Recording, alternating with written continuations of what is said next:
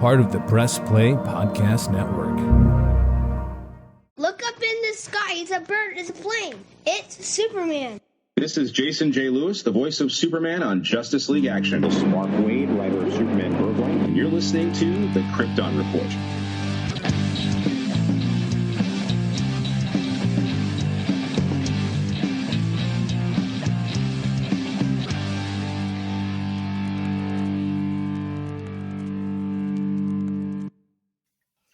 Welcome to the Krypton Report podcast, now part of Press Play Podcast Network. We are dedicated to all things related to the DC Comics superhero known as Superman, and every other DC thing, because we like DC. No, sorry there, people, but we like our DC. But we like comics, period, too. We will discuss movies. I have. James just read some Resident Evil comics, and I'm rereading Jupiter's Legacy. There you go. I have some Marvel comics on my shelf too. Mm-hmm. Significantly less, but I mean, a few great storylines, I think. Yeah, we do. And we're going to be doing some other stuff on our Patreon with other comic book characters and stories, so just wait to see that. But hey, I'm your host, Tyler, the Superman in Blue, the man of tomorrow, and with me is the host you know most, who likes to eat some beef roast and with laser glasses to a toast. It's Mr. James Cole, the Superman of Red. Yeah, hey, talking about eating too much, I was at a birthday cookout for my stepmom and at my dad's house, at their house, and oh goodness, I ate too many burgers, and I ate a couple of hot dogs. I just ate too much. I couldn't move around too well last night. Good thing you didn't have to be out fighting crime, because nothing sucks like that. Yeah. I used to be able to eat like that all the time, and when I was working out all the time, and I don't that often, and when I do sometimes, it can be a rough couple of hours with your tummy feeling all full. Followed by naps. Yes. I'll tell you right now, I've been eating more whole food, plant-based stuff, and it's good, but it does not leave me feeling as full as long. And I'm trying to tell that to Jania, she's like, didn't we just go grocery shopping? I'm like, yeah, and we ate it all, because we're trying to shop for each week. And I'm like, yeah, and we made that dinner and we used half the stuff we bought. She's like, so we're readjusting. I'm like, yeah, and it doesn't stay with us as long. And I'm hungry. So last night we did some cool breaded fried zucchini and eggplant with pasta. It was really good. Sounds delicious. We made a lot of it. So I'm like, yep, and there's lunch for today. But hey, this isn't the how to make some food podcast. We're pretty fun guys and laid back. We do like to cook. And talk about our families. But today, there's the beautiful Laura. She wants to join us. She heard food and was like, Yeah. But that's she really likes to scrunch up her nose lately and breathe heavily. But this episode is we got all the fun up front, because this episode we've been wanting to record for a while, and it's coming out a little bit later than we had planned because of life. But this is our RIP, rest in peace. We decided we waited a tick to do Neal Adams, who recently passed away, and then we had George Perez pass, and we decided let's just do a special for them together. So on today's episode, we're gonna talk about the legends that were Neal Adams and George Perez. Now, let's take a breath and just breathe. It's sad. I'm not going to lie. It's sad. I mean, Neal passed away. He was 80 years old. And George was 67. And that is, 80 years old. I hate, it was a good run, and death is part of life, and it's tough. But we are going to just give a quick history about each one and show basically our respects to these great comic book legends. So Neal Adams was an American comic book artist. He was born in June 15th, 1941, and then recently passed away at the end of April 28th, 2022. He drew comic strips on the television drama Ben Casey in the early 60s. Adams was hired as a freelancer by DC Comics in 67. Later that year, he became the artist for the superhero character Deadman. Adams and writer Dennis O'Neil collaborated on influential runs of Batman and Green Arrow, Green Lantern in the early 70s. I think one of the biggest Neal Adams stories that jump out is together they created Jon Stewart. They did the Roy Harper Speedy drug addiction storyline. And so many stories that it's going to be very hard for us to not miss something. Did you ever have the chance to meet Mr. Adams? No, sir, I did not. I met I saw him. Like, it sounds weird. We were in line to I had years ago got my trade of Hard Traveling Heroes autographed by Dennis O'Neil. And we were in line to meet Neal Adams and get it signed. So I had both of them having signed it. And the line was extremely long, which is fine. But we had the kids and they were getting fussy. And Neal was doing the signings for charity. So there was a higher price tag for the signature, which normally I didn't mind. But having the kids and everything, I was like, okay, let's just go. And I didn't get a chance to meet Neal. Yeah, I mean, I've heard of a lot of his stories. A lot of his. Obviously, I know a lot of things that have come from his work, like Speedy and his drug addiction, the hard traveling heroes. Yeah. His what's funny, he drew the Superman and Muhammad Ali. And what's funny is, so I also, after their passings, okay, I did this. I watched the episode of Comic Book Men that featured Neal Adams. And the fun part with that episode is it was actually filmed and done shortly before he was doing the research for the comic book we're about to review of his here shortly.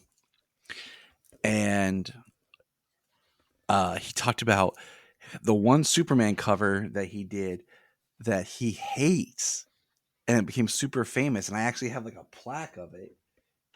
Hold on a second. The Amazing New Adventures of Superman #1. It's the one where Superman's breaking kryptonite chains. And it says Kryptonite Nevermore. He hates it because they changed and did like something with the lettering, and he had to extend the leg out to make it work. And the leg just looks awkward, and he hates it. And I think it's so funny that that's become such a huge like iconic Superman cover, and he hates it. Do you know what I'm talking about? Oh, I've seen. Yeah, I've seen that.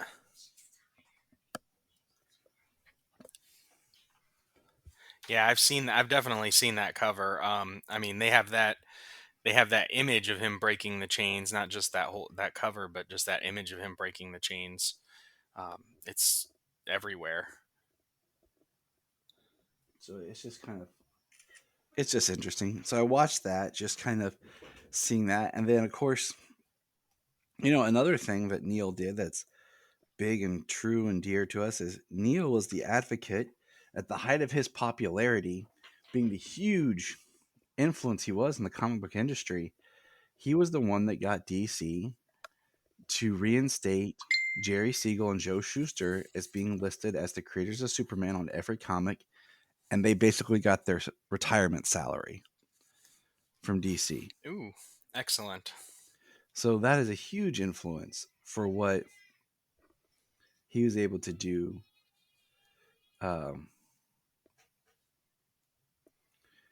for creators. He's been a very huge advocate for Yeah, creators' he was rights. a big deal for creators. That I know a lot about that. Got creators um, get got creators to be able to get paid what they um, what they deserved. Um, yeah, I mean, just looking at I don't think there's a character in DC and um, I don't think there's a character in DC Comics or in uh, Marvel he didn't really touch in some way. I've not read any of his Marvel work. My most familiar with his work came from the Green Lantern, Green Arrow, because I was a big Green Arrow fan, and during that time that Neal took over with Dennis is really when they gave Green Arrow his true style. Like the Green Arrow that we all know comes from this era. Like that's the Ollie. I think everyone really recognizes the look, the feel is from The that. Robin Hood. Yeah, I mean it's a great look. I mean, uh, it is a great look for him that I wish we would see more of. Pause. Caught a lull there. Yeah, I'll be right back. yeah. Give me a minute. I'm coming, baby girl. So I'm going to read a little blip here that kind of described um, their Green Arrow, Green Lantern run. These angry issues dealt with racism, overpopulation, pollution, and drug addiction. The drug abuse problem was dramatized in an unusual and unprecedented way by showing Green Arrow's uh, clean-cut boy companion speeding, turning into a heroin addict. All this endeared DC to the dedicated college reader of the period and won awards for both artist and writer. Sales, however, weren't especially influenced by the praise, and by 1973, the crusading had ceased. I remember dropping in on editor Julius Schwartz about this time and asking him how Relevance was doing. Relevance is dead, he informed me, not too cheerfully. After Green Lantern was canceled, the adventures of both superheroes continued in the pages of The Flash, 217, 219, and 226. It's, um, I think that's an interesting balance that comics have where they want to be relevant to the times and speak, but then sometimes readers don't want that because in a way comics are escapism. And I think there's a balance you have to strike with trying to be relevant and um, yeah, but let's see. Do you know what major Batman villain he helped co-create? Do you know?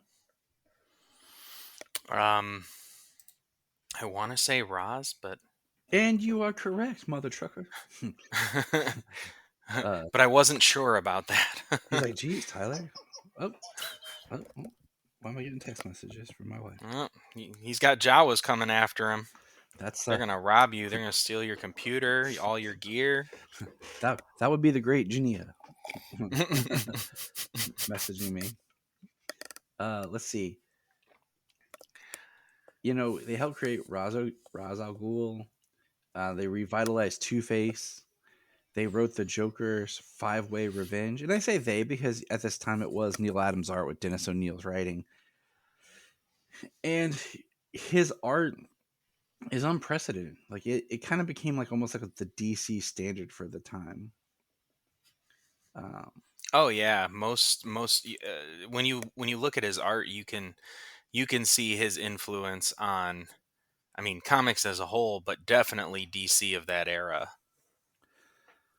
so it's interesting, and we will be reviewing here just shortly um, the 6-part 2016 Adams wrote and drew called Superman Coming of the Superman miniseries. And I always think it's interesting because I think every comic book artist like can be a comic book writer as well, but I think sometimes I don't know. Sometimes there's a different way of style when they write compared to just a comic book writer. Um, so, but we're gonna dive in there. If you have the DC Universe app, it's on there. That's how we were able to read the whole thing. I actually have the first issue of it. I bought it just because it was Superman, Neal Adams, awesome, and I didn't really like the first issue. So I didn't finish it, and I'm glad that we did go back to it and finish it. So if you're ready, let's jump over there. I wish I had a swish sound. Okay. Well, I mean, so this is the first time that I've read this arc, this mini series. Yeah. So you sent it over to me, and I was like, "Oh man, the day it was announced that he had passed." I was like, read this. And you were like, Yeah. what? What are you talking about, Tyler? I said, "Oh, sweet, of course, yes, definitely." You're And I read all of it. like, more stuff? Thanks a lot, Tyler.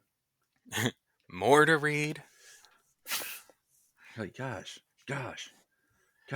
Well, you know what? It's nice when you have the time. This week did not allow it for me, and neither really did last week. I haven't read that much in the last 2 weeks, unfortunately. Yeah, I picked up my comics and I only read one of the 2 issues that I bought this week because that's how busy I've been. So, but I'm pulling it up right now. It's so weird. Like when we want to review comics, and I'm like, let me pull it up on the computer compared to let me grab this book off my shelf. Right. I mean the cover to this comic is pretty sweet. I mean Superman down in front, and then you got 3 Supermen flying over him. And it's interesting. They got collars and stuff on their suits. Yeah, and they're all like redhead. It's weird. Like just they look so different. Yeah, there's a redheaded guy, there's a blonde guy, and then there's a black guy up there too. So it came out on February 24th of 2016 and ran till July 6th was the run. I do like the way he did the Superman's belt though in this. Yeah, So I do like that. I'm pulling up issue 1. You ready? Superman: The Coming of the Superman #1. Written by Neal Adams, and he had a co-writer. But you know what? When you write with a legend, does anyone really care that you were the co-writer? You know, I mean they should. They should. they should, yeah. But do they? Digital comics, man. There we go. Sometimes it just doesn't do what I want it to do. Okay. So the story opens up with Lois. Basically, it's very Elseworld, not in continuity. Just throwing that out there real quick. Okay. For anyone who Yeah, loves, this was written during the New 52, and this is very much not that Superman. it's not that anything. Like Yeah. we have WGBS News with Lois Lane and strange visitors from another planet have arrived, and we see these people in a ship, and they're all wearing like Superman crests, and then they crash into the farm, and it, and it's just, I mean, this opening is like, because then the next page is parademons, and Luther's secret high-tech police force are jettisoned in Calabac. And that's on page 4. Yeah. And I'm like, did I miss something? Was there a prequel comic? What's going on? Story and artist Neal Adams, words Adams and Tony Beard. And So Calabac is free. He's attacking. And then these three dudes show up who are like Superman. Meanwhile, Superman's on the other part of the Earth, and he's helping some people in the Middle East. And it's interesting because you know how like some artists and have their distinctive like when they draw it, you're like, oh, that is Lee Bermejo's Batman. Like every time Bermejo draws Batman, he draws him with a certain style. Um, Oh yeah, unmistakable, Lee Romeo Batman. so anytime he does it, like for a cover or he does a book, it's his Batman. And what's interesting, I say that because looking here, like this is Neil Adams doing Superman, but it doesn't say like this is the definitive like, oh, that's Neil Adams as Superman. It's just if you feel me, like the belt's a little different. I like the belt, okay. Um, and there's a part in this story where he saves a Middle Eastern child, um, Rafi, and basically adopts Rafi because Rafi continues to the story. And then this, did you? Okay, I'm gonna be honest with you.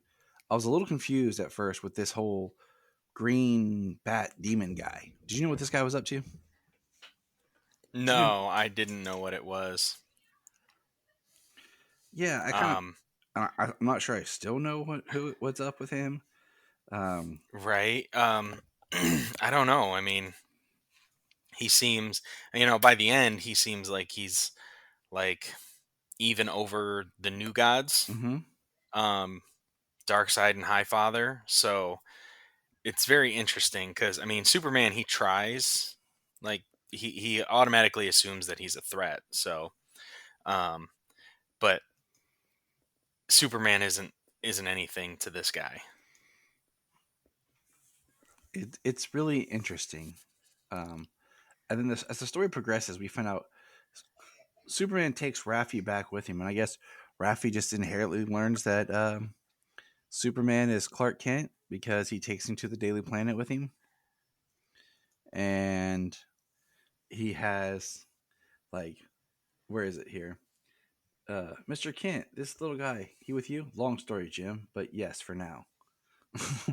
Like it's like, hey Jimmy, watch my kid. Right?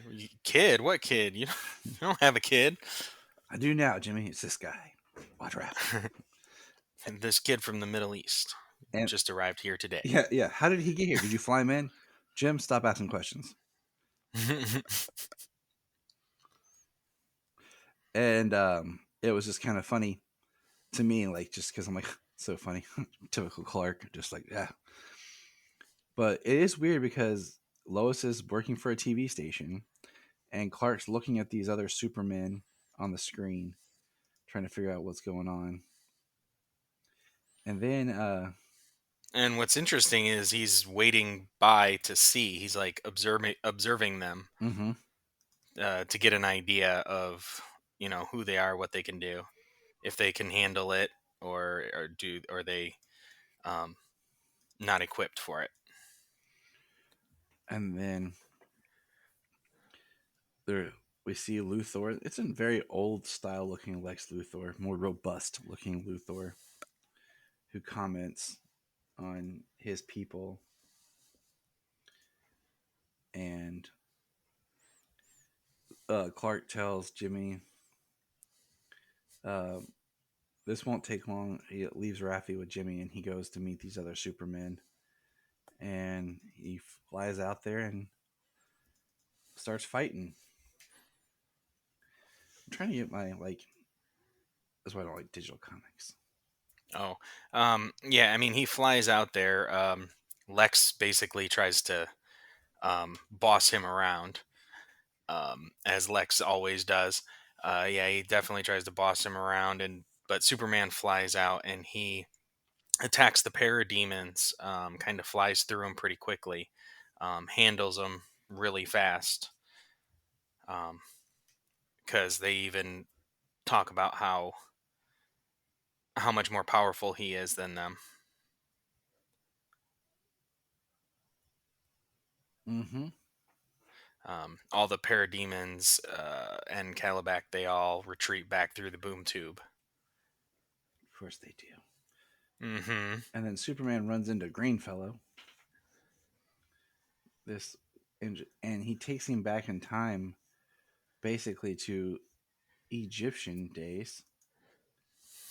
And To Egypt 10,000 years ago, which is even longer than like your ancient Egypt time. yeah, and then there's Darkseid, and it's interesting as he says in the last page, he says, "You expect me to believe Darkseid built the Sphinx?" And Green Man says, "I expect you to look more closely when I show you the truth. That is not Darkseid, but his progenitor." What? His father? Are you saying I'm saying nothing? I show you the facts and you make sense of them or fail and lose everything. So that's a very interesting concept. Darkseid's father being in ancient Egypt. Um, Yeah, I still don't quite know what to make sense of that because it doesn't really seem. I don't recall them really doesn't really track, um, and that's why I say revisiting. it's such a Elseworlds table story. Um, for me, like, because I was kind of confused at the same time, like what's going on here. But in page two, or I mean issue two, we have Ma Kent looking after Raffi because he's gonna be hanging around here for a while. He named the dog Algonquin.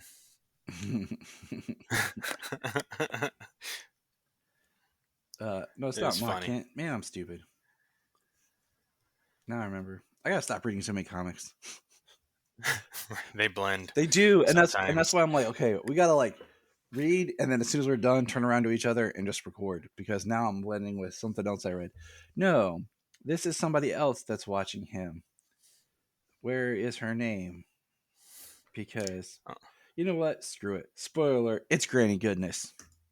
yeah, he calls her Miss Goody. Yeah, that's what it was. I was like, I knew it was some sort of play off the name, but it's I Granny. was like, oh, is that Granny Goodness? Of course it is, James.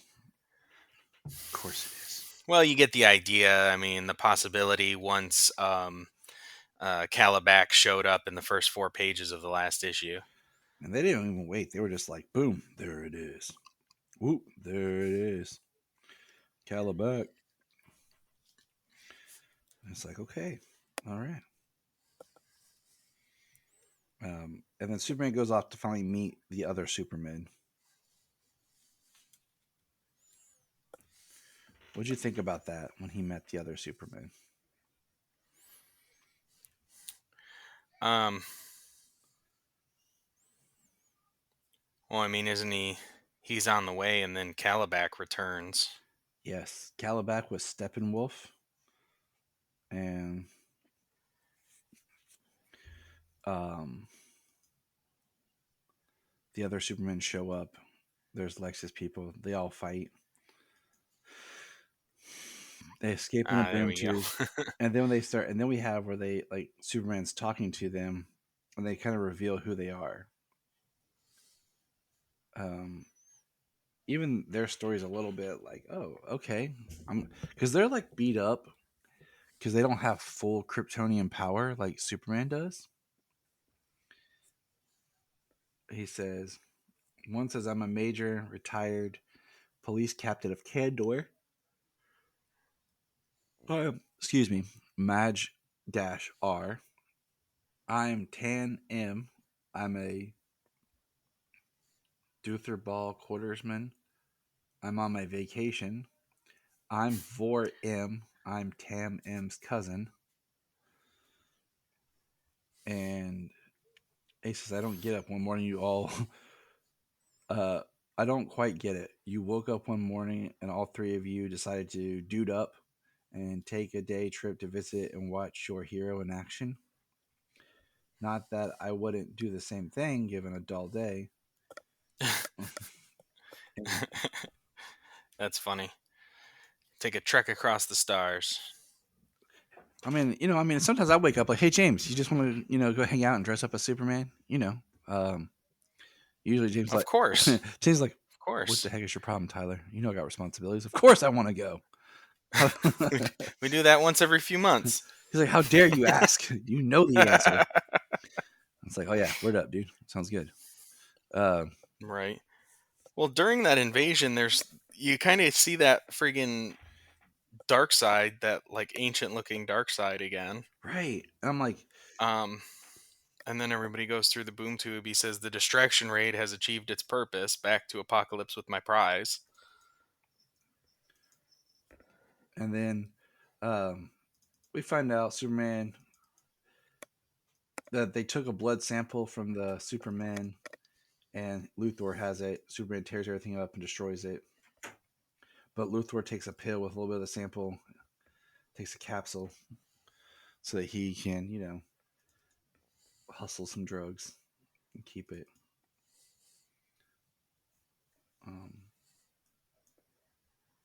I'm waiting for my comic to catch up with me here. Yeah, the interesting thing being like he goes right after their blood. Like he finds out that they drew their blood with needles because obviously that can't happen to him. Um, but their bodies are not as indestructible as his. So much time on Kandor. I think it was Kandor. Mm-hmm. Yeah, on another planet on the other side of the solar system. And then the book ends with, But he tears up the labs, and then he flies into Luthor's lab and just tears it up. yeah, of course he does. Because why? He's Superman. You don't take his blood. It's messed up. It's messed up. Mm-hmm. You know what I'm saying? Yeah. But Well, it looks as though Luthor kind of gets away with it by swallowing something containing the Kryptonian's DNA, so he'll have it for later. Because Superman uses his heat vision to incinerate a bunch of stuff in what seems like some sort of centrifuge. mm-hmm. And then in the end, Calabac shows up, takes Raffi, jumps through a boom tube. And you're like, oh, okay. But as the story progresses, we don't have to go book by book. Superman and the other Supermans eventually take a trip to Apocalypse. I don't know about you, but I always get worried, like when Superman goes off world, because like the whole our sun powers him. So like when he goes off world, I'm always like, oh, Superman, is that smart? Right. I like the idea though that if he doesn't go to some place where he's like automatically depowered. Mm-hmm. Like automatically his powers are shut down. Takes him some time, so he's able to overcome, getting weaker as time progresses. Yeah. So they decide to take the ship and go to Krypton, or New Krypton, and we learn about New Apocalypse. New And Apocalypse. And New Genesis. Yeah. I'm in the middle of reading the whole New Krypton saga, and that's what's on my brain right now. It's a lot. Yeah. Like the planet is like divided up into 3 sections, and the Kryptonian section is actually like the strip down the middle around the planet. Yep. And because Kryptonians have these amazing shields, atmospheric shields, they're like able to keep Apocalypse and New Genesis separated, if not for the boom tubes. The boom tubes can open up anywhere. Which is So crazy. Apocalypse is like constantly trying to invade Krypton and New Genesis. It is weird. Lois went with them, like stowed away. And then we have just more and more battles between everybody. And then we have Darkseid show up talking to Lex Luthor. That's always interesting. Darkseid and like Luthor. Luthor creates some sort of uh like gloves, like gravity gloves or something. And Darkseid looks at him and says, like, of course, multiplying gravity might even have an effect on Superman, and we shall see in the future. But you will, even in a increase of gravity, even a mild increase of gravity. And Darkseid basically flips it around on him. And I'm like, why would you try to double cross Darkseid? Yeah. And then Superman's fighting Calabac. And Orion shows up at the end. And I'll tell you what, any Orion I see anymore does not compare to the Orion of Young Justice. Yeah. That Orion is like brutal. You know what's brutal is this punch that Superman delivers right to Calabac's face. The bottom of this second to last page. Yeah. Like I think if it wasn't such a close up image and it was like outright, you'd see like glass shattering. For Calabac. And then we're at issue 4. The cover is interesting. It's like an explosion behind Superman ripping his costume. And we now have Calabac, and we have Orion fighting. And I do think it's interesting when Orion first takes off his helmet. And he says, of course, let me put my face back on. A second only, there is one question. And like, we see his face all, looking more crazy because he is the son of Darkseid. And then he like uses his technology to make himself look not scary and young. So I do always think it's interesting that Orion's like the actual son of Darkseid. Yeah. It's a very compelling story. With all the like prophecy and stuff because of the war and peace that they fight over centuries, over thousands of years, millenniums. Yep. And then we have Superman fly through the ship, and it explodes.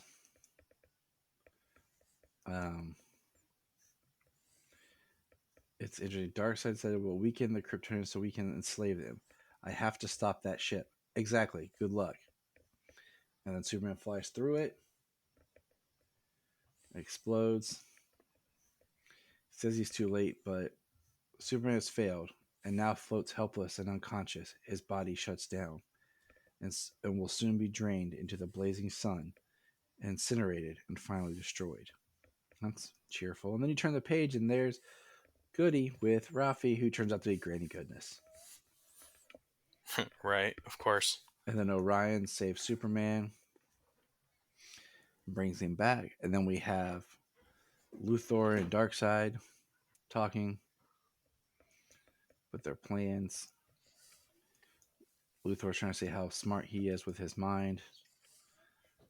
And then Luthor, let your final conscious thought be stay away from Earth. So Luthor's trying to test and get rid of Darkseid to leave Earth alone. And then on the next page, we have James modeling Superman. Very 80s looking. He has a headband, cuffs, and just the briefs on and the belt. The way James the way James struts around his house. Yeah, definitely. He's like, I am Superman. And they're basically trying to heal him, and he pops up. He says, where's Rafi? He puts on his suit. I'm just kind of interested, like, were those trunks under his suit? Like, he has trunks under his suit? Because then did he take the trunks off, put the suit on, then put the trunks back on? Like, I'm a little, because Maybe the legs of his suit are just thigh high. Maybe. They go all the way up to.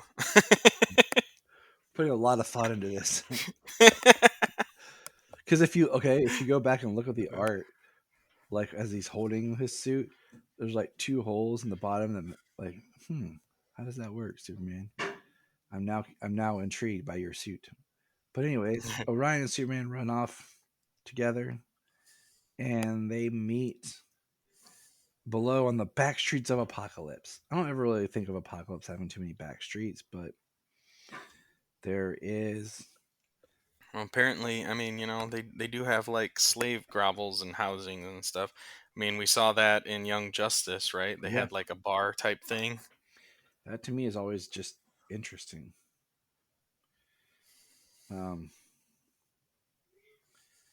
So I always think it's interesting. Um, and then there's Lois with a power stick that she got, and then Lois says, "Oh my God, it's Raffi strung up like a fly in a web." And then there's Granny Goodness, and it's just like, wow, poor Raffi. Yup, poor child. He's like, I should have stayed in the Middle East. Yeah, right. And then Being used as a pawn between gods. the 5th cover is interesting because it's Superman in the middle, like keeping Luthor and Darkseid away from each other.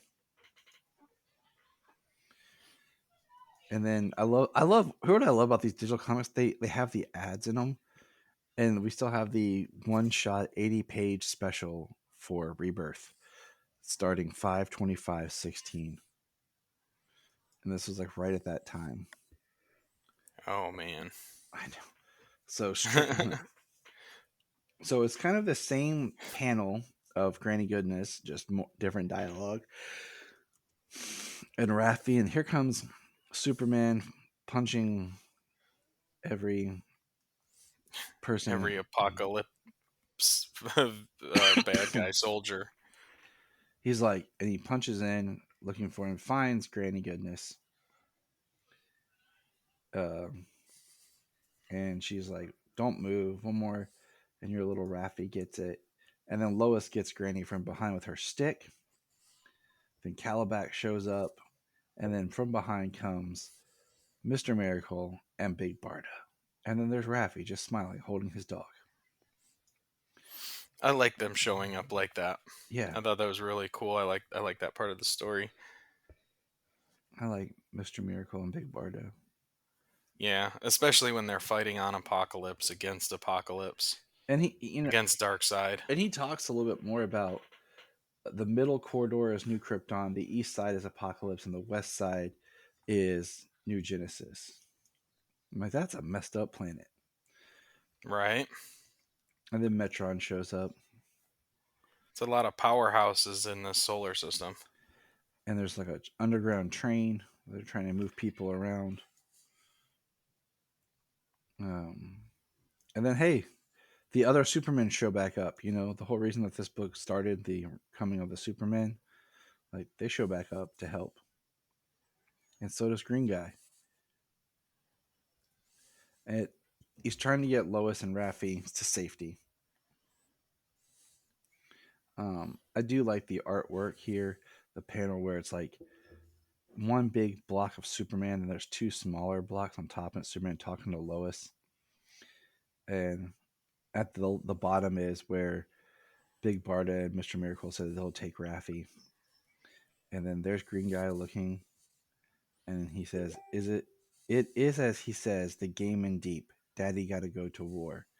And then they look up at Green Guy kind of like freaked out. And then the next panel is them two, is Lois and Superman kissing, which is kind of abrupt because we have no idea where they stand right now. Like where, like what their relationship is, or anything. Does she know that Clark is Superman? Right. At all? Anything, yeah. Right. And then she says, what does she say? She says, "This better not be a bum steer." Lois, I can't believe you just said bum steer. And she turns to Raph and is like, "It's a cowboy saying." "Oh, forget it. You wouldn't understand." He's like, "Whatever." Like, is that a thing because she knows that he's Clark and it's could be like a Midwest thing like that? Right. I was just like, okay, this is weird, but all right. Now we got Luther and Darkseid um, talking about their plans. Send coordinates to his for to his boom tube. Um, he says he will bring his army, dismantle his lab, and take it back to Apocalypse. He says you would have to dismantle me and take me back with my machines. That is very much the plan. And then a boom tube opens and Superman comes walking out.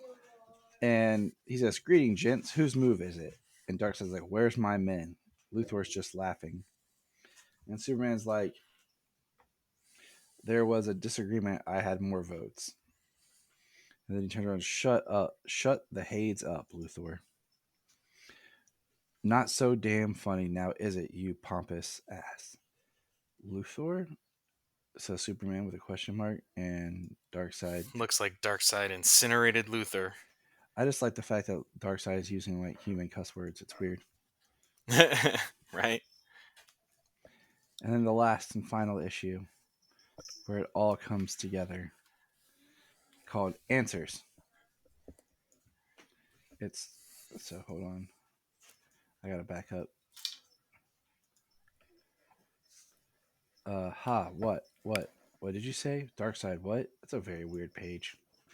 Just a lot of people sitting around saying what?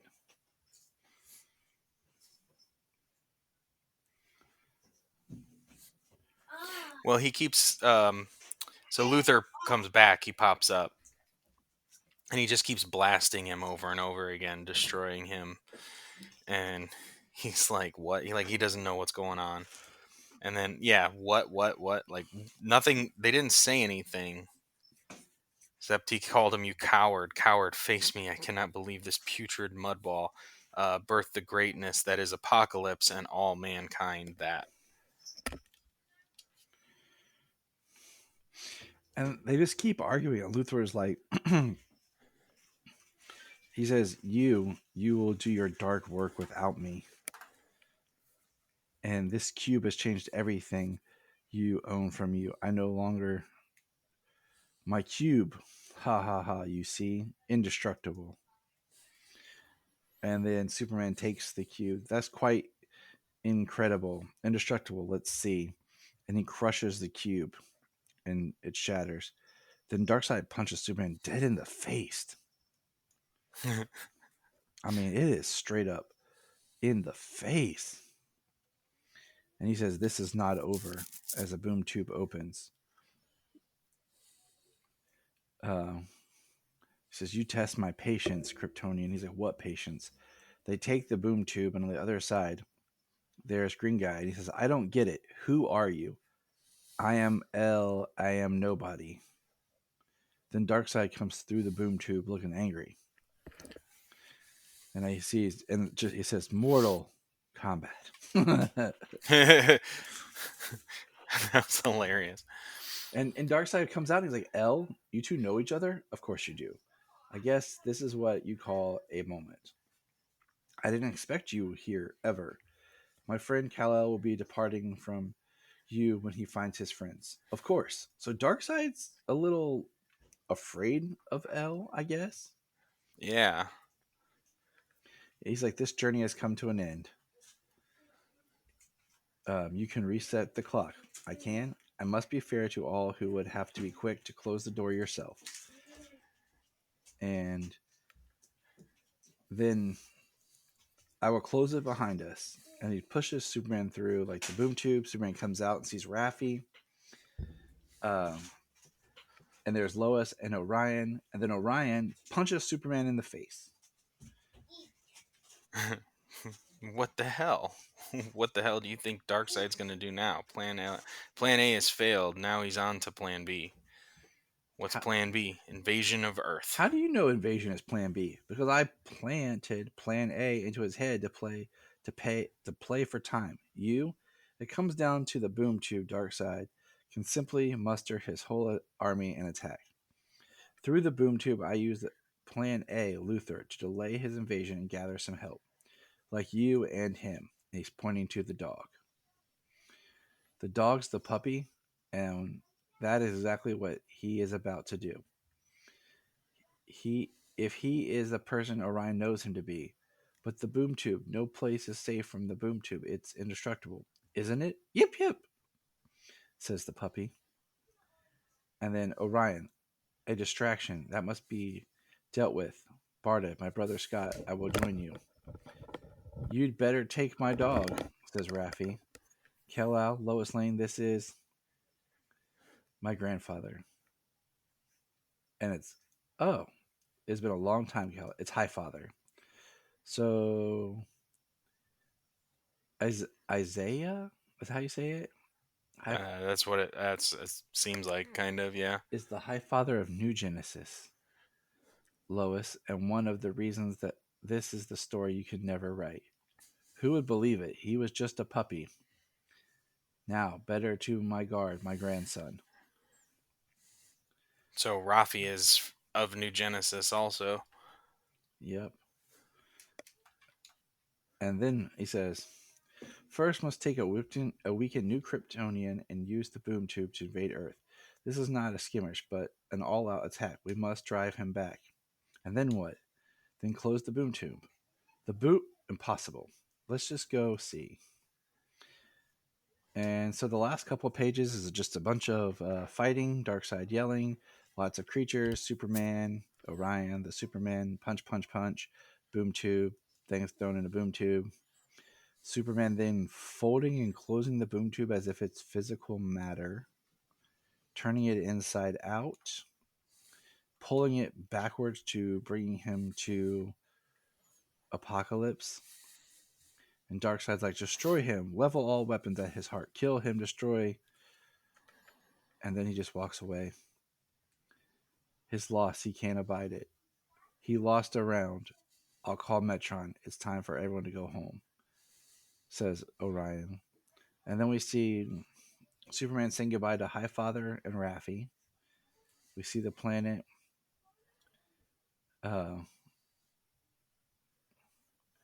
Let me guess. The new Kryptonians have deeded you the other side of Nibiru.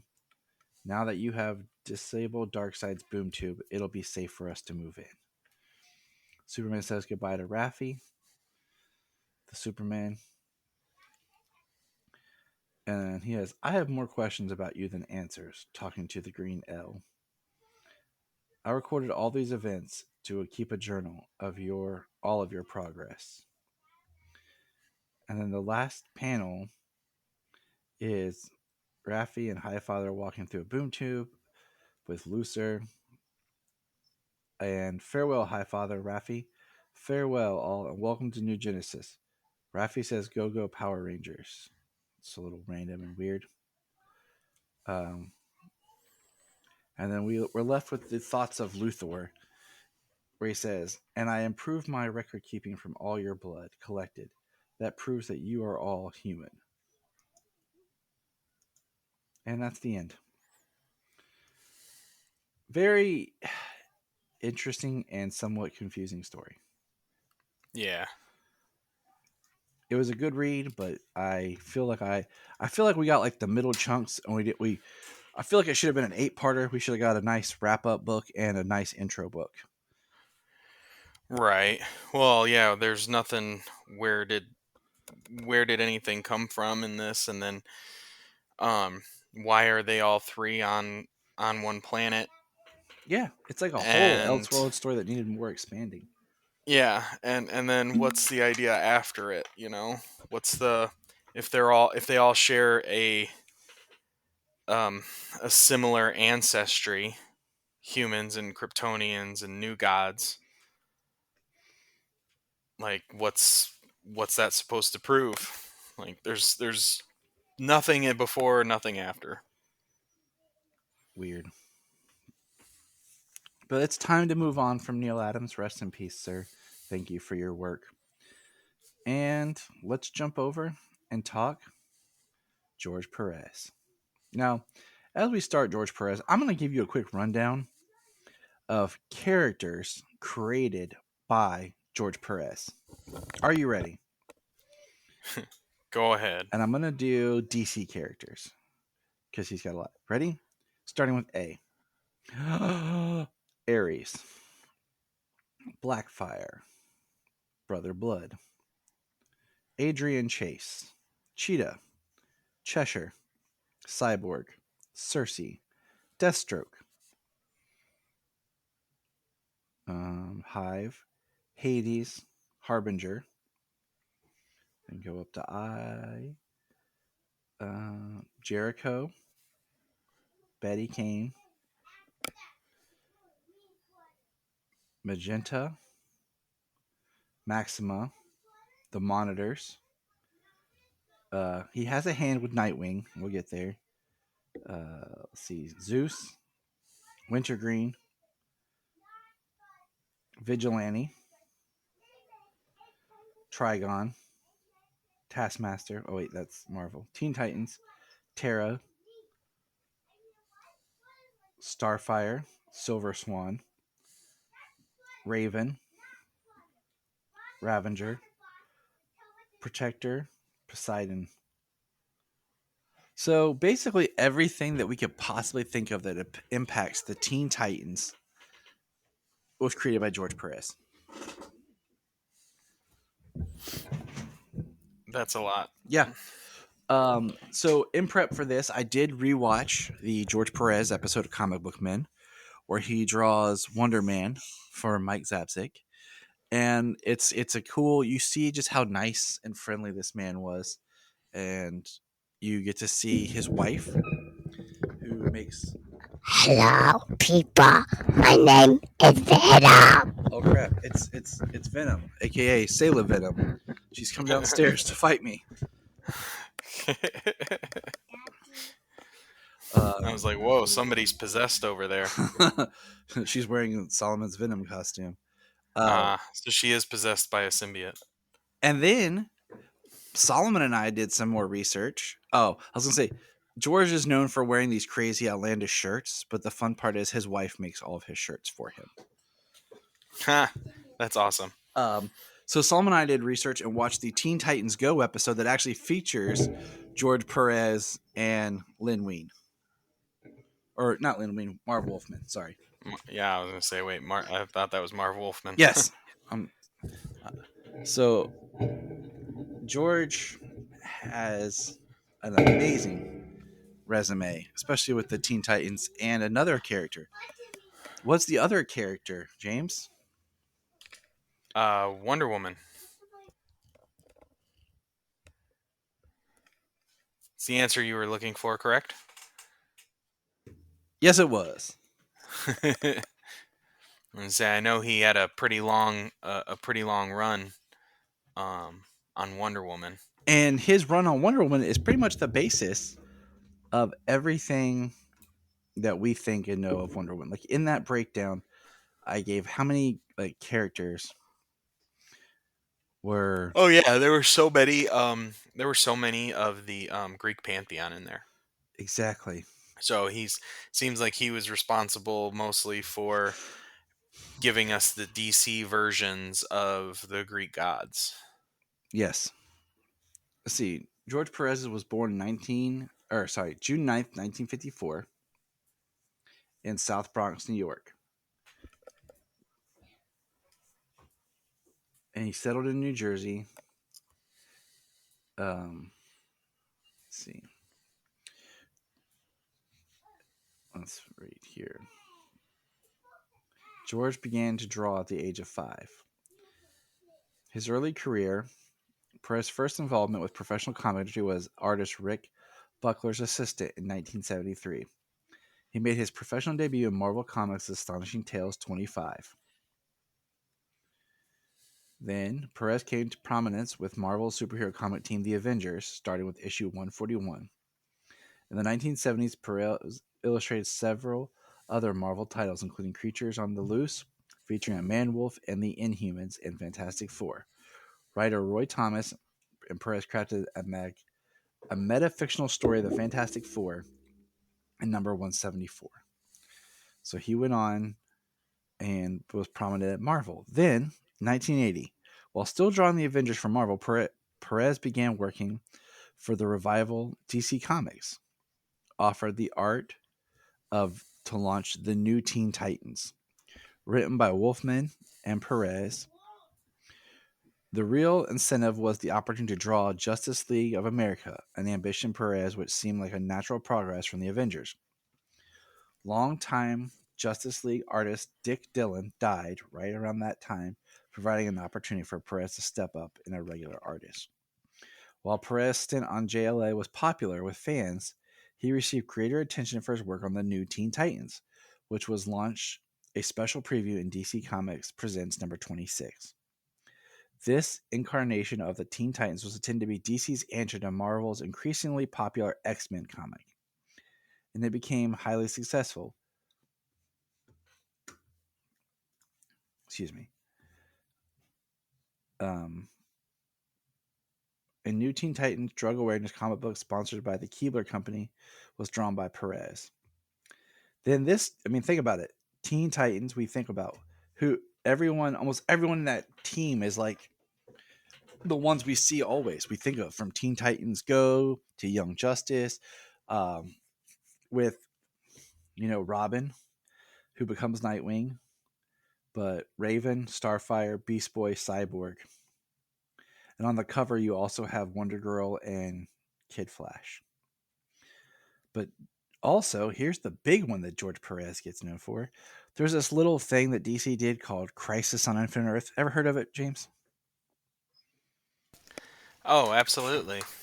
It's a we small only had thing. a CW special on it a while back, also as well. Yeah, I guess you could say it was kind of a big deal, but whatever. Yes, it's kind of the biggest. It's kind of the biggest crisis, the first crisis that afflicted the DC universe. And he drew that. And right there is enough to just be like, hang your hat, retire. But Oh yeah, he did lots of pages where he was just like, I'm gonna put as many people as possible on this in this piece, in these artwork, in all this artwork. So he took a break from the new Teen Titans to work on Crisis on Infinite Earths. Then Perez played a key role in the 1987 reboot of the Wonder Woman franchise. So now this is post-Crisis Wonder Woman.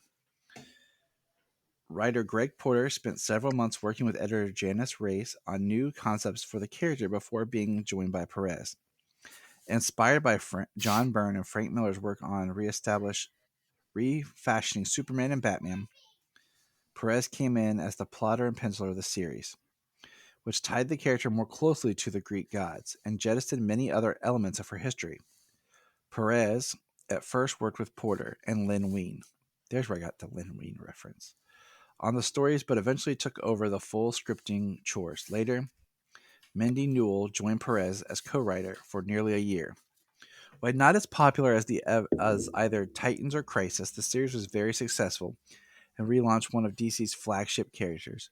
Perez would work on the title for 5 years, leaving as artist after issue 24, but remaining as writer for up to issue 62, leaving in 1992. Perez returned to the character in 2001, co-writing a 2-part story in issue 168 and 169 with writer-artist Phil Jimenez. Perez also drew the cover of Wonder Woman 600, as well as some interior art for the successful 2017 Wonder Woman feature film directed by Patty Jenkins, would credit Perez's work on the title character as a major influence, on par with the work of the original creator, William Moulton Marston. What an influential comic creator. He returned to work on Teen Titans later on. Perez was involved with Superman in various times over his career, including tenure on Justice League of America, Action Comics 544, where he designed, ready for this, James? George Perez designed Lex Luthor's trademark battlesuit. These designs for the villain were featured as part of the licensed action figure storyline for the Superpowers collection and remain in use in today's DC Comics continuity. Perez penciled DC Comics Presents number 61, which features Superman and OMAC team up. Perez briefly wrote Adventures of Superman, providing plots for issues 456 to 459, which is August of 89 to October of 89, and inks for issues 461. Due to an already heavy workload while doing both Wonder Woman and Superman at the time, he left Action Comics with issue 652. And continued to bounce between DC and Marvel. He went over to Marvel and did the Infinity Gauntlet storyline and art, which helped spark what became the MCU storyline. But we don't talk about that right now. And then in the 90s, Perez left different comics to work. Maybe on Patreon. Yeah, that's a good idea. One of these days. We'll get there. We have an 80-year plan for Patreon, James. Yeah, right. Yeah, we discussed that. Yep. And I recently made a joke with Anthony Desiato about our Patreon because he's going to join us for our conversation on Patreon on that special Patreon thing we're about to launch in June. And I was like, yeah, we'll be here in our 80s. And as soon as we wrap it up, we'll now to start that horrible spinoff show and talk how bad it is. Right. Let's see. This is important. Like, he bounced back and forth, but in September of 2011, DC launched a new Superman series written by Perez, who also provided breakdowns and cover art with interior by Jesus Morano and Nicola Scott. Perez remained until issue number 6. So basically the New 52 Superman. The new Teen Titans hardcover graphic novel was published the same month, reuniting the creative team of Wolfman and Perez. Let's see. So I just want Perez some personal information because Perez has been involved in comics and he's worked for the different companies, Action or Boom Studios as well. In 2019, Perez announced that he was formally retiring due to various health issues and would continue to produce only a limited number of convention-style head sketches on commission and attended a limited number of conventions. Perez was married to Carol Flynn. He had no children. He had a brother, David, and a niece and nephew.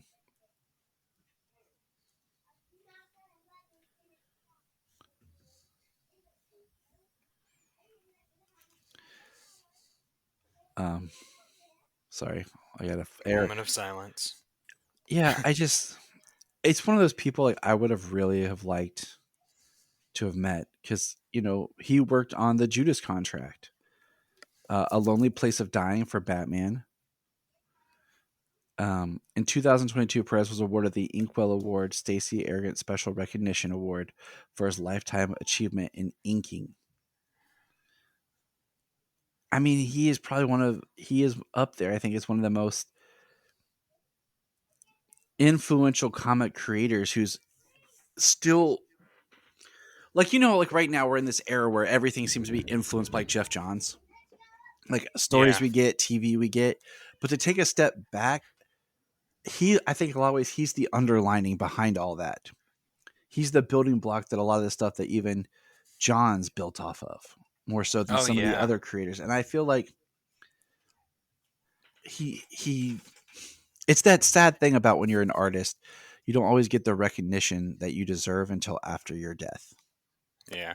Well, Johns wrote Infinite Crisis, taking the influence, even building the story off of Crisis on Infinite Earths. And I plan on summer's coming to do a lot more comic book reading. I'll have. It's funny as I talk like I'll have more free time, but I have a lot planned for this summer. Just activities with the kids and stuff. But I plan on doing a lot more reading. And I'm gonna dig into his new Teen Titans run. I dabbled it before, but yeah, Me as well. I mean, the only thing that I've actually fully read through that he was involved in was Crisis. I haven't had a chance to get into his Wonder Woman, which I really want to. Sounds like he was. Sounds like he was really delving into a lot with that run. And then I've always wanted to go back and check out some more Teen Titans and like Judas Contract and stuff. So that's us here. You know, no matter how long we talked or what, I don't think we would ever give these two great men as much attention as they deserve. And it's hard to just kind of sit back as a fan and say like, wow, they were great. They were influential, because you say that, but these two men really were. Like, if there was a Mount Rushmore of comics creators, they would be up there. So we Yeah, I mean, I put some of their work, some of their series, in some of my reading lists on DC Universe. So yeah.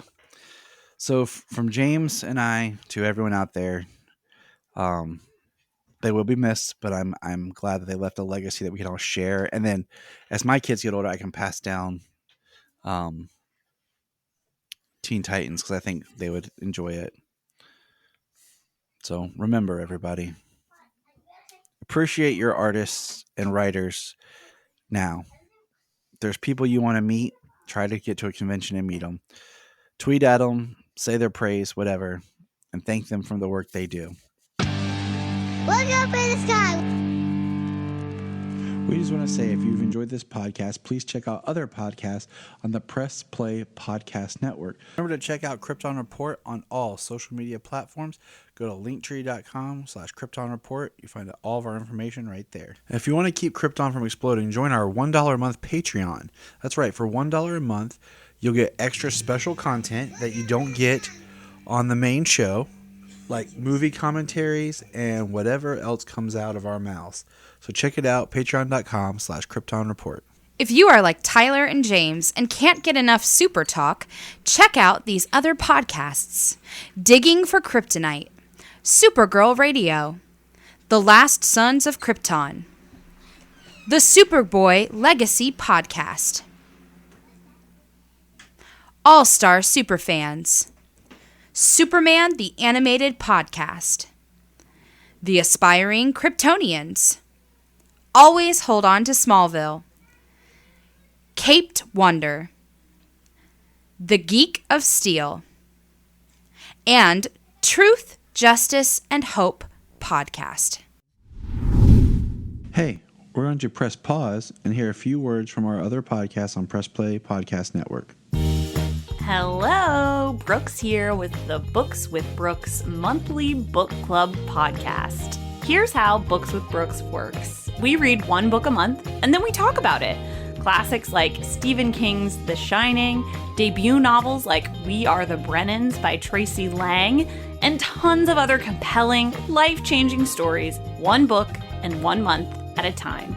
So come read along with us and then listen in. This is Dan Jurgens, and if you want to have a good time, keep listening to the Krypton Report.